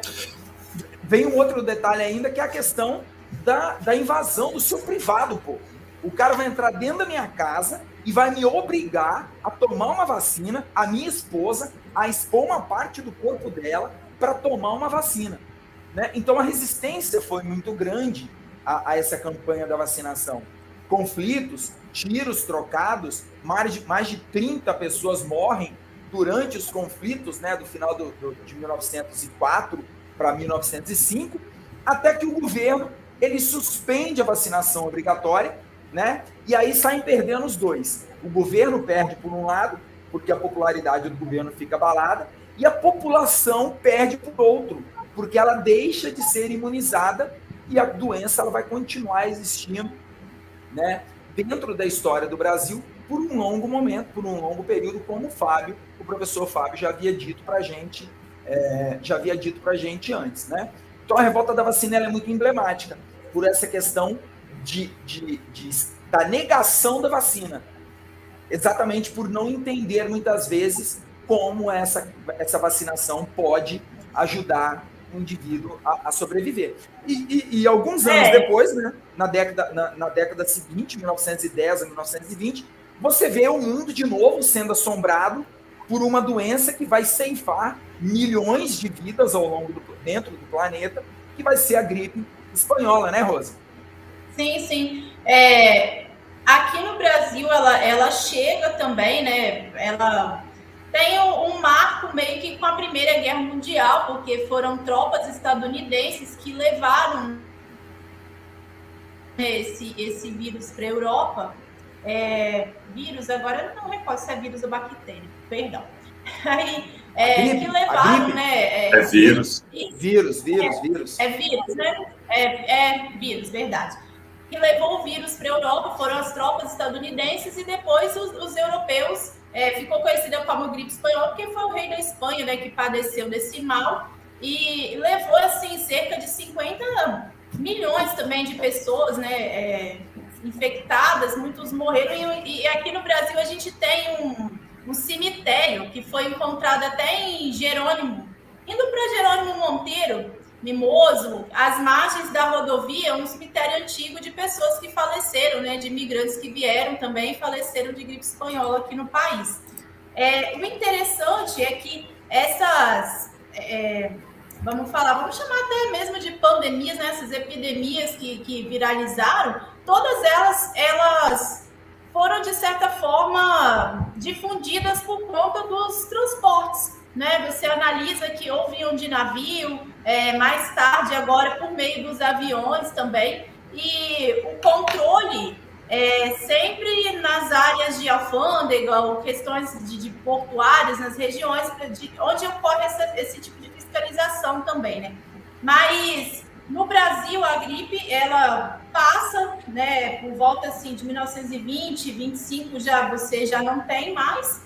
E aí de lá para cá, até mesmo por conta da questão da gripe, o país ele vai criando alguns sistemas para tentar monitorar mais doenças e levar água tratada e esgoto para a população. Mas se a gente vê, né, ao longo da história, essa questão das pandemias, muitas elas têm origem por conta de situações em que ocorrem alterações no ambiente. O avanço do homem, né? Alterações na área natural. Porque na floresta, na área de mata, você tem o hospedeiro, né? O animal, você tem lá um ser que convive com aquele vírus, mas quando passa para a população humana, isso causa uma série de transtornos para o organismo, né? E alguns são descobertos recentemente, outros não. E, inclusive, por exemplo, a peste negra, ela existe, ela não tem cura. De vez em quando você tem casos por aí ainda de peste negra. Não, e quantas doenças, né, ao longo dos últimos anos aí tiveram suas origens exatamente pelo contato do homem com os animais, com a natureza, não é isso, Fábio? É muito importante a gente perceber através dessa imagem que todas as doenças que nós estamos elencando aqui, não me repetindo, elas vão ter o seu histórico, a sua construção a partir de novas formas de intervenção humana sobre o ambiente externo a ele. E aí é interessante porque intervenção humana no meio externo a ele, isso é normal, isso é natural. O ser humano ele precisa interagir com o que está fora de si para sobreviver, né? Para se alimentar, para criar sociedade, para reproduzir. Isso se torna problemático a partir do momento que a intervenção humana se torna muito mais do que uma intervenção para satisfazer suas necessidades fisiológicas, biológicas, mas sim para satisfazer as necessidades sociais de uma sociedade que visa a produtividade de lucro. E esses dois gifzinhos que aparecem aí, o que apareceu antes, que é um gif que... Volta aí, por favor, Rodrigo. Esse daí mostra necessariamente a região da China, né, a Ásia, e aí tem, se alguém conseguir dar um zoom aí no celular ou no computador que estiver assistindo, vai ver que a região de Hubei, onde fica o Wuhan, é uma das localidades que teve um amplo processo de desmatamento, né? E que tem que existir necessariamente pelo processo de expropriação de matéria-prima, pela ampliação das grandes cidades. Então, para esse modelo de sociabilidade, é preciso que se faça isso. Não existe troca de celular anualmente se não tiver isso. Não existe isso. Não existe troca de compras de roupa, viagens internacionais anualmente, viajar de avião para ir chupar um picolé e voltar em outro estado. Não existe essa forma de vida, essa forma de sociabilidade sem essas questões que nós temos vendo aí, os mapas deixando de virar verde, virando vermelho. Olha que incrível e nem vacina e nem medicamento, né? Não existe sem... Não existe isso. Pesquisa, sem natureza. Então, a gente esse dilema que a gente está construindo é um dilema de que muitas vezes a gente está criando um remédio para uma doença que a gente criou antes. Mas a gente não criou por uma ideia conspiracionista de suposições geopolíticas aí, de entubados em laboratórios. A gente criou por uma forma de relação com a natureza que está fora da gente. Isso é muito interessante porque isso gera, em alguns indivíduos, reações que são reações surreais, né? Tipo, existiu uma suspeita de que o coronavírus veio do pangolim. E aí, diversos pangolins foram exterminados com a ideia de que, matando aqueles animais, acaba. Criou-se do macaco? E aí, quando você fala do macaco, Rodrigo, me lembra de uma história muito interessante. É triste, do âmbito do conhecimento é interessante, mas, por exemplo, do surgimento do HIV. O HIV surge mais ou menos em 1920 E aí a gente retoma um pouco essa história do processo de colonização, quando os belgas estavam construindo linhas férreas na República Democrática do Congo, e aí por interações entre os belgas com alguns animais, alguns macacos naquela região, coisa que não tinha na fauna europeia, eles acabam interagindo com um tipo de vírus que depois vai se proliferar por todo o mundo, né? Se a gente pensa na dengue também, né, uma doença que está sempre aí, sempre presente. Virou uma endemia, né? Ela já é constante no nosso cotidiano. Por isso que é interessante que esse modo de vida que gera aqueles GIFs ali é o modo de vida que gera endemias, né? A transição é quando o vírus se torna aceitável, né? Quando a gente convive com o vírus, que é o caso, por exemplo, a imunização de rebanho, né? Isso. E aí a dengue ela é muito emblemática, porque por que tem dengue, né? A dengue tem muito a ver com a forma como a gente se relaciona com a natureza, né? É muito mais do que deixar o potinho com água, né? É muito mais do que deixar o pneu lá no terreno baldio.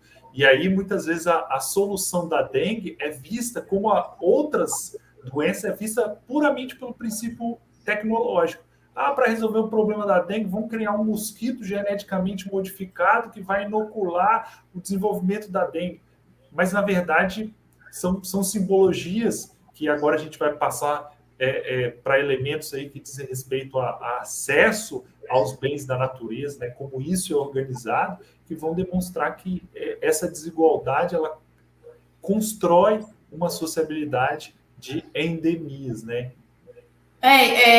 Desde então, né, se a gente fizer um histórico, desde o surgimento das cidades, a Idade Média, Revolução Industrial, né, que a gente deu uns pulos aí no tempo, mas se você analisa esse infográfico, dá para perceber o seguinte, que os países que têm melhor acesso ao tratamento de água e esgoto são aqueles que se industrializaram primeiro, ou países, então, que têm necessidade, como, por exemplo, alguns aqui, né, do norte do continente africano. Eu estou passando o mouse e ninguém está vendo.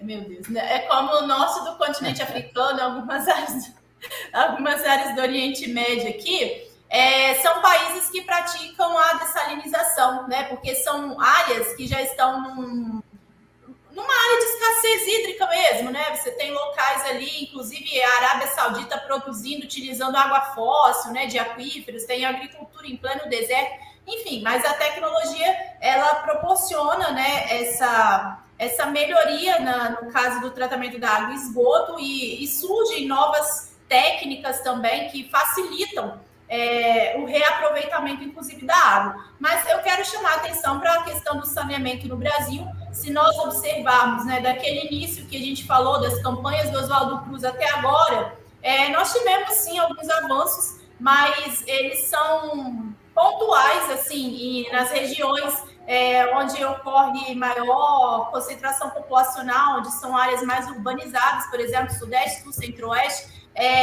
o saneamento no Brasil, né, histórico mesmo, de legislação, ele parte desde 1940, que a gente tem a criação do Serviço de Saúde Pública. Atualmente a gente chama aí a Fundação Nacional de Saúde, que é a FUNASA, né, são dados aí que são divulgados e que mostram que mais ou menos 83% da população tem água tratada, mas uns 35 milhões de pessoas ainda não têm acesso. Se a gente pensar na questão do esgoto, 53% da população tem acesso ao esgotamento sanitário, mas assim, os 100 milhões não têm acesso. E só que são 2018, né, Rose? A população brasileira hoje, ela chega a 220 milhões de habitantes, certo? Se você pensar o que a população total, você fala? O Brasil, brasileira. Então, por exemplo, o Brasil é um dos países, né, mais populosos do mundo. Aí nós temos hoje em torno de 212 milhões de habitantes. Só que se a gente parar para pensar, uns 100 milhões, né, de pessoas teria acesso e ainda um percentual aí de mais ou menos 10, 12 milhões não. Só que isso são números divulgados nas pesquisas. Porque você pode parar para analisar que praticamente assim, metade da população brasileira ainda não tem acesso ao tratamento de água e esgoto. E principalmente de esgoto, Rose. Principalmente esgoto. Porque Conceição Conceição do Castelo começou a ter acesso a tratamento de esgoto esse ano, 2021. Porque você analisa o seguinte, no dado, nos gráficos, aparece, né, que tem um número amplo atendido, mas a realidade, isso não procede. Porque, por exemplo, na própria distribuição de água, você tem ali perda, né, por conta da rede. A gente, por exemplo, paga pelo tratamento da água e não pela água, mas tem toda uma discussão que eu quero chegar, que é o seguinte: parte da população, né, metade da população, são 212 milhões de habitantes, né, 214, talvez atualizando. Metade não tem acesso à água tratada, ou desculpa, ao esgoto, mas tem água tratada encanada, muito também desviado. E o que isso tem a ver com a questão da saúde? Principalmente com a mortalidade infantil. Se a gente pegar, né, lá naquele início, por exemplo, lá nos anos 90, de cada 1.000 bebês que nasciam, 47 morriam. Aí, se você pega hoje a mortalidade infantil atual, se a gente tem, assim, 1.000 bebês, né, que nasceram, em torno de 11 que estão falecendo. Aí, isso é um salto, né, da melhoria da questão do saneamento, mas principalmente a atenção primária, aqueles programas de saúde da família. Isso contribuiu, acompanhamento, pré-natal, e fez com que a mortalidade infantil caísse.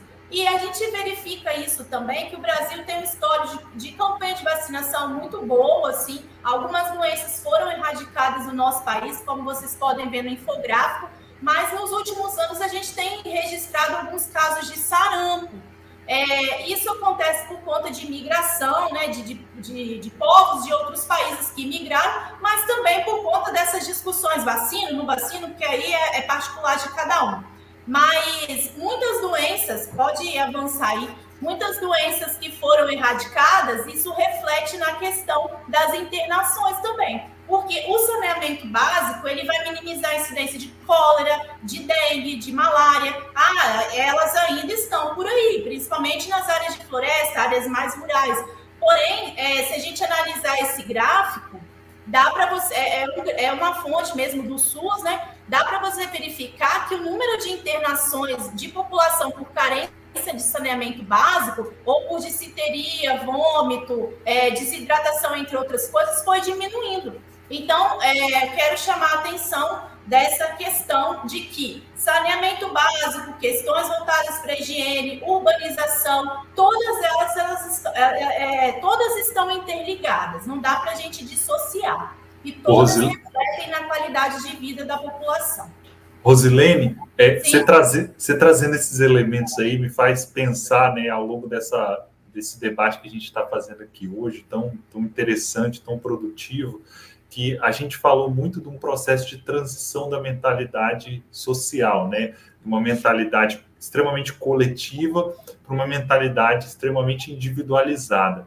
E aí, se a gente pensa, por exemplo, a vacina, ela surge por uma mentalidade coletiva, né? Que eu preciso de uma pessoa infectada para poder produzir elementos anticorpos para uma outra pessoa que está passando ali pelo adoecimento, né? Porque a infecção é quando a pessoa se envolve com aquele vírus, né? Aquela bactéria. A doença é quando ela mostra, aquela infecção gera representações no seu corpo. Até uma adaptação que fizeram, por exemplo, hoje em dia não se chama mais DST, né? É IST, porque muitas vezes a pessoa não apresenta ali a doença, né? Hoje, como o HIV, já existe processo de controle. Aí o vírus fica incubado, né? Incubado, Então, se a gente pensa, por exemplo, a vacina ela precisa de um processo coletivo. Historicamente, ela precisou a variolização precisou de um processo coletivo. Só que ela traz e a doença é coletiva, o vírus é uma doença coletiva, né? E o problema não é o vírus, o problema é a gente estar em contato com vírus que não deveríamos estar em contato.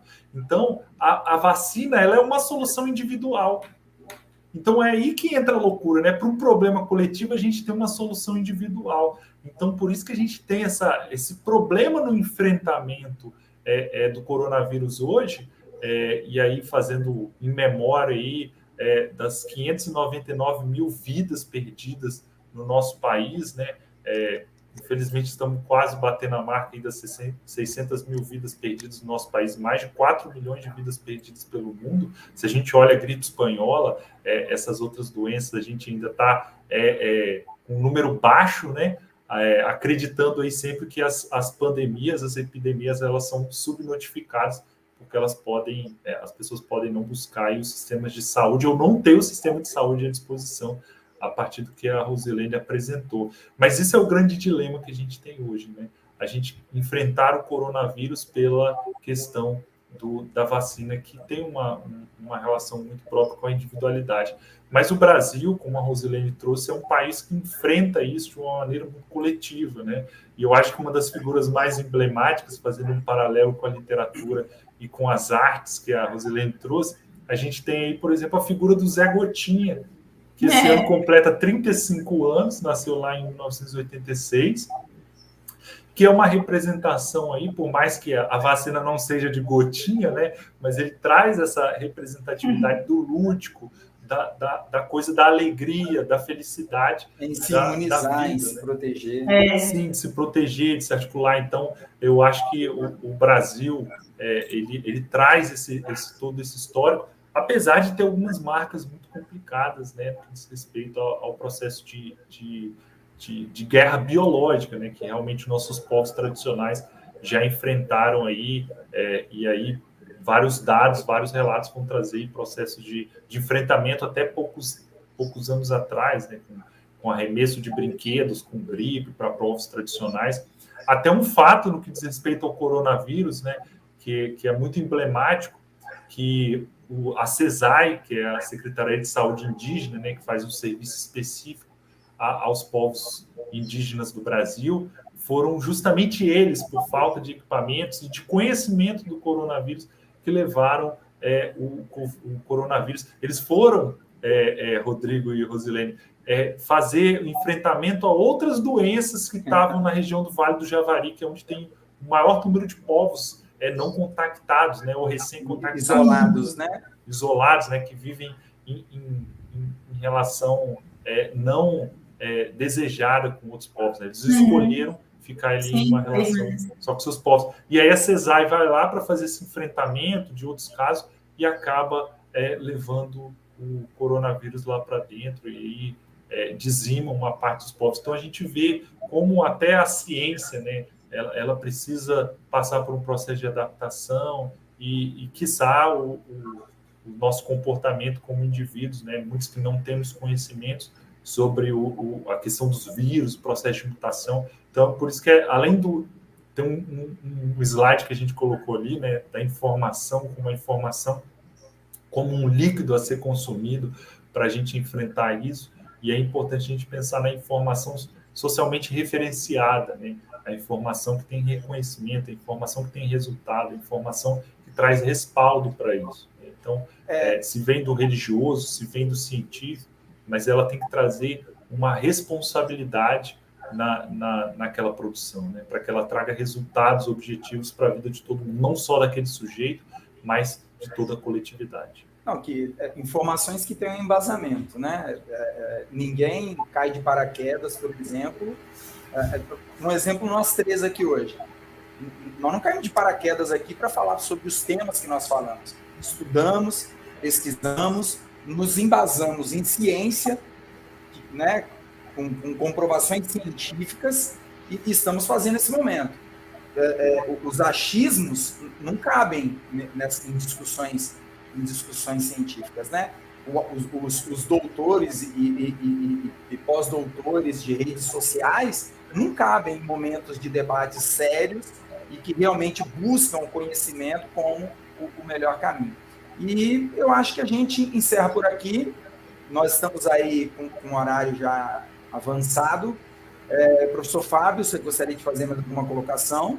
Eu quero agradecer imensamente poder aqui compartilhar com a Rosilene, com o Rodrigo, essa discussão, esse processo de aprendizagem, os bastidores aqui, quando a gente foi produzir o material, a gente foi conversar, foi muito produtivo. Eu espero que a gente tenha conseguido traduzir esse momento aí de parceria, de compartilhamento com vocês. E eu agradeço muito a oportunidade de estar fazendo essa fala com todo mundo aí, a galera que está assistindo. Um forte abraço. Seria muito bom se fosse presencial, mas a gente vai tocando, afinal, o vírus está aí, né? A pandemia ainda existe, a pandemia ainda é presente. Rosilene, telegraficamente, você tem alguma fala final? Telegraficamente. Aprendi com os nossos colegas angolanos. Telegraficamente, alguma fala? Na mesma situação, quero agradecer e dar, né, os parabéns pela iniciativa e continuação do projeto. E estamos à disposição, né, para qualquer dúvida, qualquer argumentação, até mesmo, né, os meninos, estudantes que estão aí nos assistindo. Agradecer a paciência, a participação, e estamos à disposição no presencial e nos outros canais aí. Eu achei muito legal, dá sempre aquele friozinho na barriga, né, Fábio, Rose? Ainda mais abrir o projeto. Semana que vem, galera, quinta-feira, aula de Física e Química, tá? Então, muito obrigado aí. Nós chegamos a quase 100 pessoas assistindo a nossa live, tá ok? Muitos alunos, acredito que do IFES, fora do IFES, o nosso objetivo é esse. Semana que vem, Química e Física com o professor Robson, a professora Manu, e me parece que estão tentando colocar a professora Rosilene para espumar o canto da boca de novo, com esse batom vermelho aí assustando os outros. Já, mas também. A minha presença é ilustre e indispensável, por isso estão me requisitando. Será, meu Deus? E muito obrigado a todos, não, tá? Eu não. Todos que estão participando aí, estão deixando o recadinho. Live maravilhosa, obrigado, Raíssa, Maísa, Karine, Vitória, Richarla, Mariana, Matheus, a Fernanda, muito obrigado a todos. A gente vai encerrando a transmissão por aqui. Essa live vai ficar salva nesse canal e também vai ser transmitida, vai ser colocada no canal do YouTube do IFES Campus Venda Nova, tá, galera? Então, porque aqui só tem coisa de peixe e bicicleta, então... Não, senhorita, tem um monte de conteúdo de história nesse canal, tá? Fique à vontade também para visitar meu canal aí. E beijo, muito obrigado, gente. Eu vou encerrar a transmissão, então. Tchau, pessoal. Todos, viu? Boa noite. Obrigado.